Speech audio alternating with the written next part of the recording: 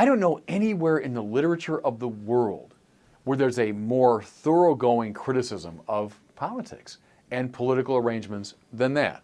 That somehow the devil owns all of political reality. So there's the biblical clarity about politics and political corruption. We'll get back to Bishop Barron in a minute. What sparked the thought of this video was the recent breaking news of Elon Musk's comprehensive audit of the last administration's records. Here's a brief clip of what he found. And also, could you mention some of the things that your team has found, some of the crazy numbers, including the woman that walked away with about 30 million, right, etc.? Well, we do find it sort of rather odd that there are quite a few people in the bureaucracy who have ostensibly a salary of a few $100,000, but somehow manage to accrue tens of millions of dollars in net worth while they are in that position, which is, what happened at USAID. We're just curious as to where it came from. Maybe they're very good at investing, in which case we should take their investment advice, perhaps. But just there seems to be mysteriously they get wealthy. We don't know why. Where does it come from? And I think the reality is that they're getting wealthy at taxpayer expense. That's the honest truth of it. And then we've got this truly absurd, a do not pay list, which can take up to a year for an organization to get on a do not pay list. And this, we're talking about terrorist organizations, we're talking about known fraudsters, known aspects of waste, known things that do not match any congressional appropriation, can take up to a year to get on the list. And even once on the list is not used. It's mind-blowing. So what we're talking about here, we're really just talking about adding common sense controls that should be present, that haven't been present. But now we're saying that, no, actually, we are going to complain. If money is spent badly, if your taxpayer dollars are not spent in a sensible and frugal manner, then that's not okay. That's not okay. That's just a taste of some of the things, some of the waste and oversight that has been going on in Washington. Let's return and watch Bishop Barron in context. We gain a clear theological and biblical vision for properly understanding politics and the kingdoms of this world.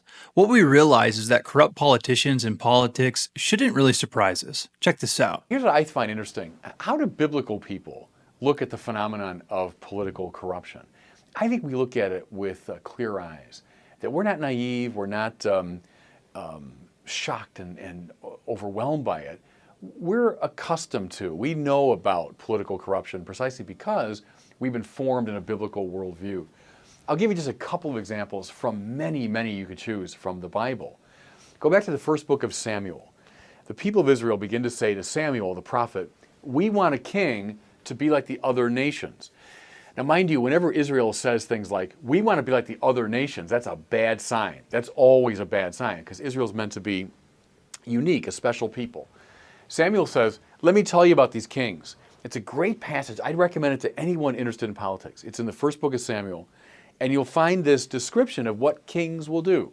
And he runs through all the ways that kings will abuse you and your children and your families. They'll take your money, they'll draft you into the army, and they will use you for their own purposes.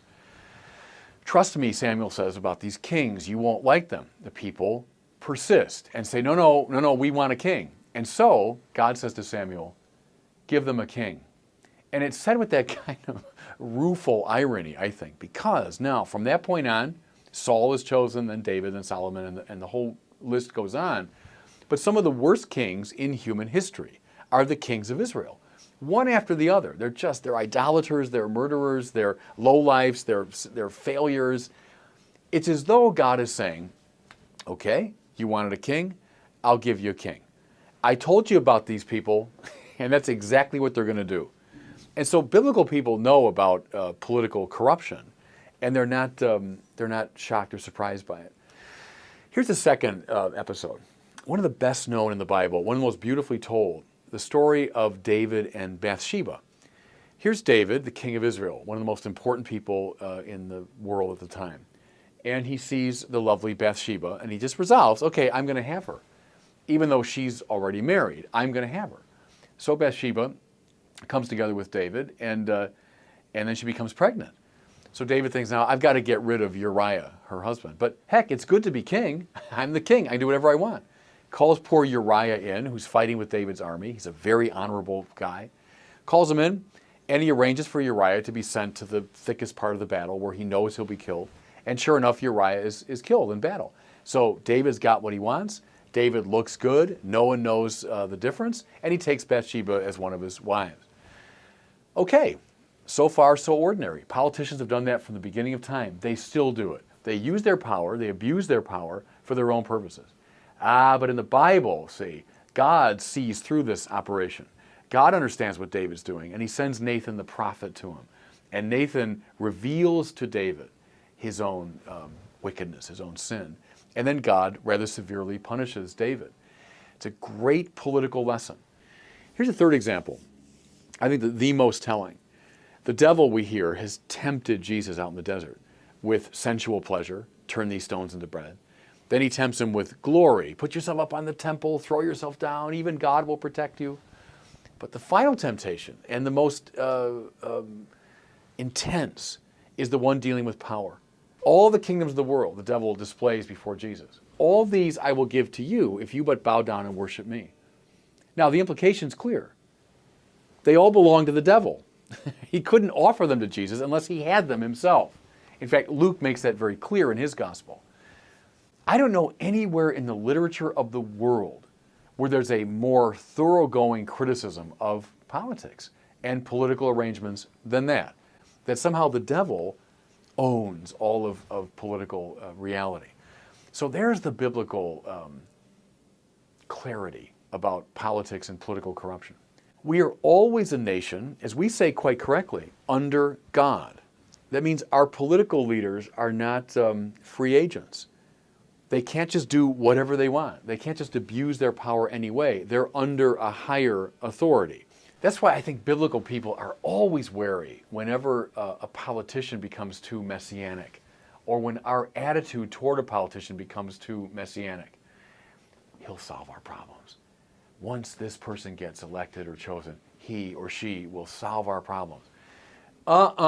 Biblical people are very quick to say, I don't care how good and impressive a politician is, and they might be very bright, very gifted, very capable, but by God, they're not the Messiah. And the minute we think they are, then we are on a short road to disaster. So I think that's something that biblical people are very, very legitimately reticent about, is any move in that kind of apatheizing of political leaders. Now, I'd add this, and you find this too in the Bible. We shouldn't be completely cynical about it. Why? Because God is described as powerful. Therefore, power in itself can't be a bad thing. When a politician, a political leader, exercises power legitimately, he's participating in God's power. Nothing in the world wrong with that. So politics in themselves aren't bad. But there's such a tendency, because of sin, because of the fall, there's such a tendency for political life to fall into corruption. And biblical people see that and understand it. That's why I think it's very important in our Western system, especially our American system, that we have checks and balances in place. That's a very biblical idea. It says surround powerful people with checks and with people that watch them. Make sure these folks are under surveillance. There's someone to get in their way when they start abusing power. That's a very healthy, biblically inspired principle, I think. So I think that's how we approach it. We say politics good in itself, power good in itself, but are we suspicious of it too? And we're not all that shocked and dismayed and surprised when political corruption appears. We know all about it. But we biblical people have to rise up with the same courage and the same eloquence of Nathan and call politicians out when they engage in this kind of corruption. Bishop Barron provides three powerful biblical examples of political corruption. Firstly, he explains how Samuel warns the Israelites that a king will lead to political corruption. Of course, they still want a king. They get a king, and what they ultimately get, though, is a repetitive monarchy of what Bishop Barron calls some of the worst kings in human history. Secondly, he provides the example of King David, who was, by all admissions, the best of the kings. He was a man after God's own heart, but yet, because of the power and the political corruption, he committed murder. Thirdly, and by far the most intriguing example that Bishop Barron offers and explains, is that Satan's temptation of Jesus in the wilderness was really a political move. It was a corrupt political move. I had never thought about this before, and Bishop Barron states it brilliantly, but the text clearly says that the devil had dominion over the kingdoms of this world. In other words, they were his. All the kingdoms of this world are fundamentally tethered to and are ruled by the devil. And it's even more obvious because in that text, we see Jesus, who has been offered the kingdoms of this world. And what does he do? He forsakes them. He says he does not want them, which means something. All the kingdoms of this world are fundamentally not Jesus's. Jesus is of another world. Jesus has a heavenly kingdom. Now it will return, but it will be completely different than the other kingdoms in the world. So ponder this question. Do you honestly believe that the current administration in the United States of America will be any different than the previous one? Will they solve the issues? Or, as I've been saying in the recent videos, do we need a savior to solve our issues? I encourage you to read the Bible, especially the stories Barron is mentioning here, and a history book. And what I think you will find is that there is no administration that will ever exist in this world that will provide the solutions that we so desperately need. All right, that's all I have for this video. Please be sure to like and subscribe. Remember that Christianity is Christ, and without him, there is no Christianity. See you in the next one. Peace.